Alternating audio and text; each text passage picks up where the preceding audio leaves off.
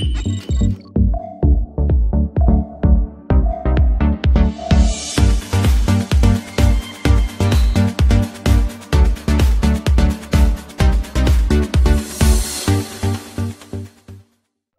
শিক্ষার্থী বন্ধুরা, তোমরা সবাই কেমন আছো? আশা করি তোমরা সবাই ভালো আছো। আজ আমি তোমাদের সাথে ফ্রেজ অ্যান্ড ওয়ার্ডস নিয়ে আলোচনা করব।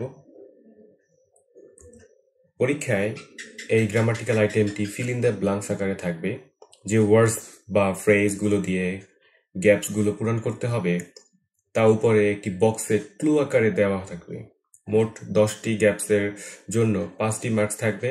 এটি মোটামুটি সহজ একটি গ্রামাটিক্যাল আইটেম। বোর্ড প্রদত্ত বিশেষ কিছু ওয়ার্ডস এবং ফ্রেজের ব্যবহারগুলো ভালোভাবে আয়ত্ত করলে শুধু অর্থ বুঝেই খুব সহজে পরীক্ষায় আসার গ্যাপগুলো পূরণ করা যাবে। পরীক্ষায় আসার মতো গুরুত্বপূর্ণ কিছু ওয়ার্ডস এবং ফ্রেজের প্রধান প্রধান ব্যবহারগুলো নিচে আলোচনা করা হলো। প্রথম যে রুলসটি দেওয়া আছে আমাদের, be verb, am is are was were plus born, অর্থাৎ বি ভার্বটা কি কি থাকবে? Am is are was were থাকবে প্লাস বর্ন থাকতে হবে। তাহলে এটি কিভাবে আমরা ব্যবহার করব? সাধারণত এইটি জন্মগ্রহণ করা বা জন্ম নেওয়া এরকম অর্থে ব্যবহৃত হয়ে থাকে। একটা জিনিস আমাদের খেয়াল রাখতে হবে, সাধারণত কি জন্মগ্রহণ করা অথবা জন্ম নেওয়া এরকম অর্থে ব্যবহৃত হয়ে থাকে এই বর্ন। এখানে বর্ন ভার্বটি বিয়ার, সন্তান প্রসব করা বা জন্ম দেওয়া, এর প্যাসিভ হিসাবে ব্যবহৃত হয়ে থাকবে। So be verb was were plus born, অর্থাৎ কোথায় কোথায় আমাদের ওয়াজ ওয়ার প্লাস বর্ন বসবে? তো সাধারণত কোনো ব্যক্তির জন্মস্থান, জন্মসাল, তারিখ, বার, বংশ পরিচয়, অবস্থা ইত্যাদি বোঝাতে পাস্ট টেন্স ব্যবহৃত হয়।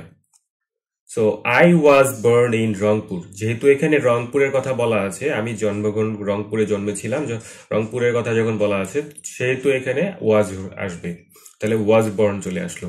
একটা উদাহরণ যদি দেখি, my sister was born in 1997, আমার বোন 1997 সালে জন্ম নিয়েছিল, অর্থাৎ জন্মগ্রহণ করেছিল। দেখো এখানে সালের কথা বলা আছে, তাহলে এখানে দেখলাম জন্মস্থান, জন্মসাল, তারিখ বা বার, বংশ পরিচয়, পারিবারিক অবস্থা ইত্যাদি যদি থাকে তাহলে আমাদের কি করতে হবে? ওয়াজ বা ওয়্যার বসাতে হবে। So she was born on Friday, যেহেতু ফ্রাইডে একটা বারের কথা বলা আছে সেহেতু এখানে ওয়াজ বসেছে। নেক্সট নাম্বার হচ্ছে my mother was born in a noble family, noble family অর্থাৎ পারিবারিক অবস্থার কথা বলা হয়েছে। So they were born in a poor family, দেখো এখানে দে অর্থাৎ দে দ্বারা প্লুরাল বোঝায়।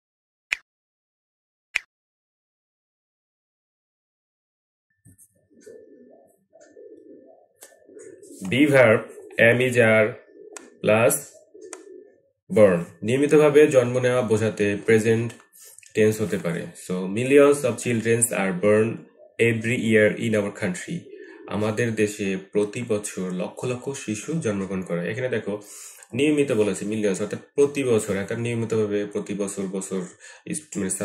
তোমার সন্তানদের জন্মগ্রহণ করবে, শিশুরা জন্মগ্রহণ করবে। সো নেক্সট নাম্বার হচ্ছে the poor are born to suffer, গরিবদের জন্ম নেওয়া হয় কষ্ট পাবার জন্য। গরিবরা কেন জন্মায়? কষ্ট পাবার জন্য। সো এটাও কিন্তু একটা নিয়মিত একটা বিষয় যে গরিবরা সাধারণত কষ্টই পেয়ে থাকে। সো এটাও একটা রেগুলারলি বিষয়, নিয়মিত বিষয়, যার জন্য এখানে কি হয়েছে? আর বর্ণ হয়েছে। ইন্ট্রোডাক্টরি দেয়ার, এই দেয়ারটা তোমার সাধারণত সেন্টেন্সের শুরুতে ইন্ট্রোডাক্টরি হিসাবে বসে। ইন্ট্রোডাক্টরি দেয়ার সাধারণত সেন্টেন্সের শুরুতে বসে। এই দেয়ার এর নিজস্ব কোনো অর্থ নেই, সাধারণত কোথাও কোনো কিছু আছে, ছিল, থাকবে অথবা থাকতে পারে এরকম অর্থে এটি ব্যবহৃত হয়ে থাকে। সো ইন্ট্রোডাক্টরি দেয়ারের পর সাধারণত বি ভার্ব থাকে, তবে মডেল অক্সিলারি ভার্ব যথা shall, will, should, can, could, may, might, must অথবা কোনো সাধারণ ভার্ব যেমন live, remain, exist, go, arise, appear etc ও থাকতে পারে। সো বি ভার্ব ব্যবহারের সময় দেয়ার এর পরে নাউনটি দেখতে হবে, সেটি সিঙ্গুলার হলে এম, ইজ অথবা ওয়াজ বসবে, এবং যদি প্লুরাল হয় তাহলে কি হবে? আর বা ওয়্যার বসবে। সো একটা উদাহরণ আমরা দেখি, কয়েকটা উদাহরণ। There is a big banyan trees in our village, অর্থাৎ আমাদের গ্রামে একটা বড় বটগাছ আছে। দেখো একটার কথা বলা আছে, বাংলাটা যদি দেখি আমরা, সো এ বি, যেহেতু এখানে সিঙ্গুলারের কথা বলা আছে সেহেতু এই সেন্টেন্সের সাথে আমাদের ইজটি বসাতে হবে। There are two high school in our village. There are two high school in our village. So আমাদের গ্রামে দুইটি উচ্চ বিদ্যালয় আছে। যেহেতু এখানে টু হাই স্কুল, তার মাধ্যমে বোঝা যাচ্ছে যে এটা প্লুরাল। তো প্লুরাল থাকার কারণে এখানে কি বসানো হবে আমাদের আর। So next number, there were 10 members in the community. এই কমিউনিটিতে 10 জন সদস্য ছিল। সো এটাও একটা প্লুরাল টাইপের, প্লুরাল যার কারণে এখানে ওয়ার বসেছি। So there will be a man before the house. বাড়িটির সামনে একজন লোক থাকবে। So introductory it. Introductory it sentence এর শুরুতেই বসে, যার নিজস্ব কোনো অর্থ থাকে না। সাধারণত ঘড়ির সময়, বার, মাস, আবহাওয়া, দূরত্ব, ঋতু, পারিপার্শ্বিক পরিবেশের ইত্যাদি সম্পর্কে কথা বলতে ইন্ট্রোডাক্টরি ইট ব্যবহৃত হয়। সো ঘড়ির সময়, বার, আবহাওয়া, দূরত্ব এইগুলা থাকলে কি হবে? ইন্ট্রোডাক্টরি ইট বসাতে হবে। সো ইটস 5 o'clock নাও, এখন 5টা বাজে। সো এখানে দেখো ঘড়ির সময় কথা বলা আছে, তাহলে ঘড়ির সময়ের ক্ষেত্রে কি হবে? ইটস, এটা একটা কি introductory. So dash is Friday today. এখন দেখো ইট ইজ ফ্রাইডে টুডে, যেহেতু এখানে একটা বারের কথা বলা আছে, অর্থাৎ রবি শুক্রবারের কথা বলা আছে, আজ শুক্রবার, যেহেতু এখানে শুক্রবারের কথা বলা আছে সেহেতু এখানে কি করতে হবে আমাদের? ইন্ট্রোডাক্টরির ক্ষেত্রে যখন সেন্টেন্সের শুরুতে, তখন আমাদের কি করতে হবে? ইট বসাতে হবে। সো দেখো নেক্সট নাম্বার 3 নাম্বারটা আছে, it is winter going on. এখন শীত চলছে, তাহলে এখানেও একটা কি তোমার ঋতু, উইন্টার। তো it is dark all around, এটাও কি একটা পারিপার্শ্বিক অবস্থা, একটা রাত, আবহাওয়া। ইট ইজ রেইনিং হার্ড, অর্থাৎ এখন কি আবহাওয়ার কথা মানে বলা হচ্ছে যে ভীষণ বৃষ্টি হচ্ছে। So it was A hot day in summer, অর্থাৎ এটা একটা কি ঋতু, আর হট ডেটা হচ্ছে একটা দিন, বার, মানে একটা দিনের বিষয় বলা হচ্ছে। ইট মে রেইন টুমরো, আবহাওয়ার কথা বলা হচ্ছে। Have to, has to, had to, বাধ্যতামূলকভাবে কাউকে কোনো কিছু করতে হবে এরকম বোঝাতে হ্যাভ টু বা হ্যাজ টু বসে। এক্ষেত্রে বাংলা ক্রিয়াগুলো এরকম হয়: যেতে হবে, খেতে হবে, আসতে হবে, রাখতে হবে, দেখতে হবে, নিতে হবে ইত্যাদি। মনে রাখতে হবে আই এবং ইউ এর সাথে হ্যাভ টু বসবে। সাবজেক্টটি সিঙ্গুলার হলে হ্যাজ টু বসবে এবং প্লুরাল হলে হ্যাভ টু বসবে। উদাহরণ সহকারে যদি আমরা দেখতে চাই, I have to go to Dhaka today, আমাকে আজকে ঢাকা যেতে হবে। দেখো এখানে আই এর সাথে কি বসাচ্ছে? হ্যাভ টু বসবে। Teachers have to be honest, অর্থাৎ শিক্ষকদের সৎ হতে হবে। টিচার্স এস কথাটা আছে, ইট ইজ প্লুরাল, তাহলে হ্যাভ টু বসবে। এখন দেখো ইউ হ্যাভ, ইউর সাথে তো হ্যাভ টু বসবে বলেই দিয়েছে। So Simanta has to go home now, সীমান্তকে এখন বাড়িতে যেতে হবে। এখানে হ্যাজ টু আসলে কেন? This is a subject, singular number হলে তো সীমান্ত, এবং এটা থার্ড পার্সন সিঙ্গুলার নাম্বার সাথে হ্যাজ বসে, তার হ্যাজ এর সাথে হ্যাজ টু বসবে। So I have to meet your father, আমাকে তোমার বাবার সাথে দেখা করতে হবে। So we have to work for the country, we have to work for the country, আমাদেরকে তোমাদের জন্য কাজ করতে হবে।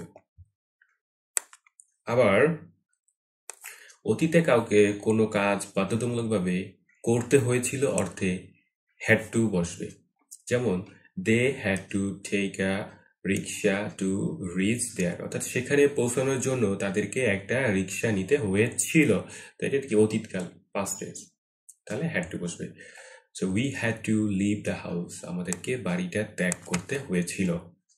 এখন এছাড়াও ভবিষ্যতে কাউকে কোনো কাজ বাধ্যতামূলকভাবে করতে হবে অর্থে উইল হ্যাভ টু এবং শ্যাল হ্যাভ টু বসতে হবে, ভবিষ্যতের কথা যদি হয়।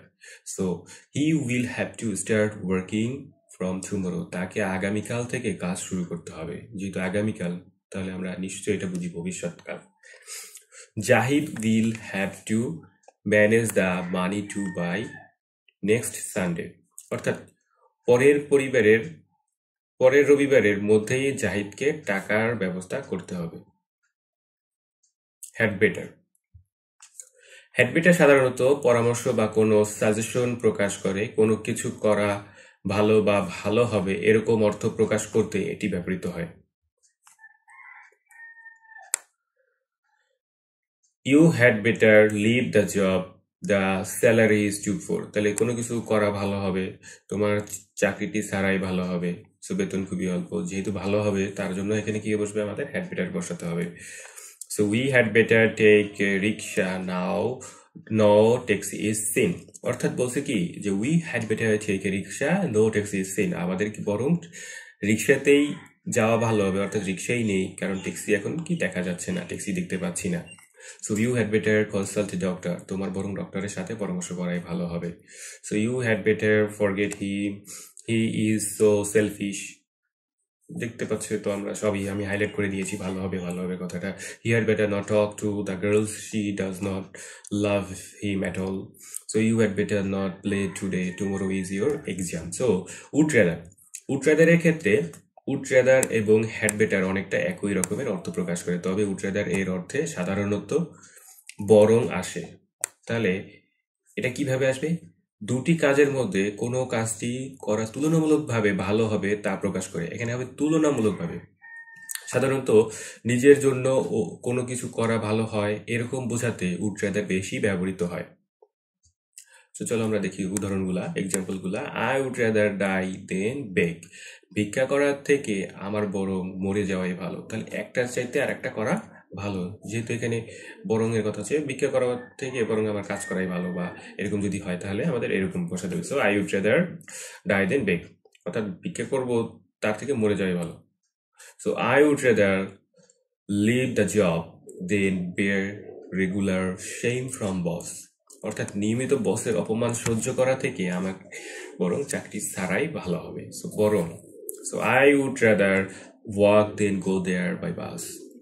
So I'd rather phone here than send SMS. So I'd rather remain silent than talk here. So you would rather leave than wait for him. So you would rather start a business than wait for a government jobs. So as if as though, as if as though হবে কি as if as though অথবা as though অনেকটা একই রকমের অর্থ প্রকাশ করে, যে যেন অথবা মনে হয় যেন, সাধারণত এদের সাথে দুটি ক্লজ যুক্ত থাকে। অর্থাৎ as if as though এর মানে হচ্ছে যেন অথবা মনে হয় যেন, এই ধরনের একটা অর্থপূর্ণ বাক্য প্রকাশ করে। তাহলে এটাতে দুটি ক্লজ থাকবে। তো প্রথম ক্লজটি যদি প্রেজেন্ট ইনডিফিনিট হয় তাহলে as if as though পরের ক্লাসটি পাস্ট ইনডিফিনিট হবে। আবার প্রথম ক্লাসটি যদি প্রেজেন্ট পারফেক্ট টেন্সের হয় as if as though এর পরের অংশটা কি হবে, পাস্ট ইনডিফিনিট হবে। আবার দেখো দ্বিতীয় যে উদাহরণটা আছে, যে পাস্ট ইনডিফিনিট যদি থাকে তাহলে as if as though এর পরে পাস্ট পারফেক্ট টেন্স হবে। এটা বাংলায় আমি তোমাদের ব্যাখ্যা দিয়ে দিয়েছি, তোমরা এটা পড়ে নেবে। সো উদাহরণগুলো এরকম হবে, he speak as if he knew everything, সে এমন ভাবে কথা বলে যেন সে সবকিছুই জানে। তো দেখো সে যেন কথাটা দ্বারা বোঝা যাচ্ছে যে অ্যাজ ইফ অ্যাজ দো, সে এমনভাবে কথা বলে সে যেন সবকিছুই জানে। তো আমাদের ওই যে আমরা পড়লাম যে যেন বা মনে হয় যেন। So the man spend money as though he had been rich, মানুষটা এমনভাবে টাকা ব্যয় করে যে মনে হয় যেন সে অনেক ধনী, অর্থাৎ মনে হয় যেন সে অনেক ধনী। So they came to the party as though they had been invited, অর্থাৎ তারা এমনভাবে পার্টিতে এসেছিল মনে হয় যেন তাদেরকে দাওয়াত করা হয়েছিল, কিন্তু আসলে তাদের দাওয়াত করা হয়নি। তো তারা এমন ভান করতেছিল যে মনে হয় যেন তাদেরকে দাওয়াত করা হয়েছিল। So they came to the party as though they had been invited. So the government declares an unbelievable budget as if our is a rich country, অর্থাৎ সরকার এমনভাবে বাজেট ঘোষণা করছে যেন আমাদের দেশটা একটা ধনী একটা দেশ। So she believes as though he did not recognize me. He talks as if he were mad. Okay, what if? What if এর অর্থ তাহলে কি হবে, সাধারণত অনাকাঙ্ক্ষিত কোনো ঘটনা। একটা জিনিস খেয়াল রাখতে হবে, অনাকাঙ্ক্ষিত কোনো ঘটনা ঘটার ফলাফল কি হবে, বক্তার এমন উদ্বেগ প্রকাশ করতে এই স্ট্রাকচারটি ব্যবহৃত হয়। হোয়াট ইফ দিয়ে শুরু হওয়া প্রতিটি সেন্টেন্সই ইন্টারোগেটিভ, মনে রাখতে হবে। So I have to reach before noon. So what if the train comes late, আমাকে দুপুরের আগেই পৌঁছাতে হবে, যদি ট্রেনটা দেরিতে আসে তাহলে কি হবে।